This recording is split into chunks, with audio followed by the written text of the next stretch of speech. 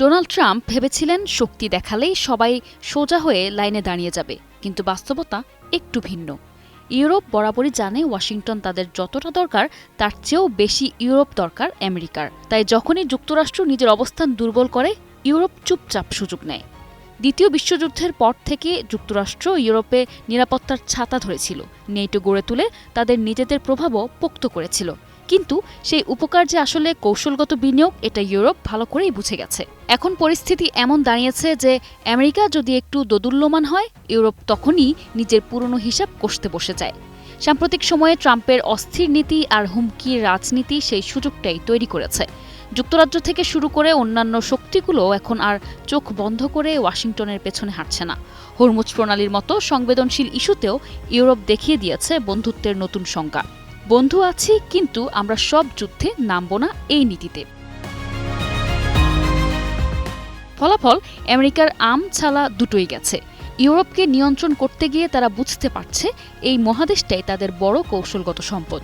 Europe ছাড়া রাশিয়ার সঙ্গে ভারসাম্য রাখা কঠিন, আবার চীনের সঙ্গেও প্রতিযোগিতা জটিল হয়ে যায়। অর্থাৎ যাকে রক্ষা করার গল্প শোনানো হতো, এখন তাকেই ধরে রাখতে হিমশিম খেতে হচ্ছে।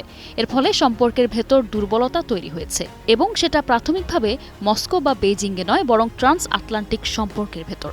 সব মিলিয়ে ট্রান্স আটলান্টিক সম্পর্ক এখন এক অদ্ভুত মোড়ে। ইউরোপ ধীরে ঠান্ডা মাথায় নিজের সুবিধা নিচ্ছে, আর ওয়াশিংটন বুঝতেই পারছে না কখন খেলার নিয়ন্ত্রণ হাতছাড়া হয়ে গেছে।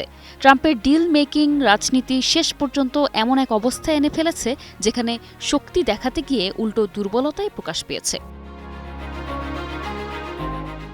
ইউরোপীয় অভিজাত শ্রেণী এখন কৌশলগতভাবেই নিজেদের আরও বেশি সুবিধাজনক অবস্থানে মনে করছে।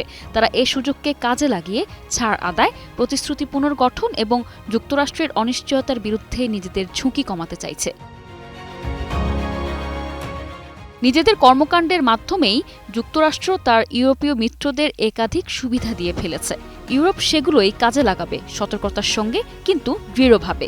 আর এদিকে ওয়াশিংটন কিভাবে আবার ট্রান্স আটলান্টিক সম্পর্কের ওপর নিয়ন্ত্রণ ফিরে পেতে চায় তা এখনও স্পষ্ট নয়। অথবা এমনও হতে পারে তারা কি হারানোর ঝুঁকিতে রয়েছে সেটা তারা আদৌ পুরোপুরি বুঝে উঠতে পারছে না। নিশা আলম, নিউজ ডেস্ক, 21 টেলিভিশন।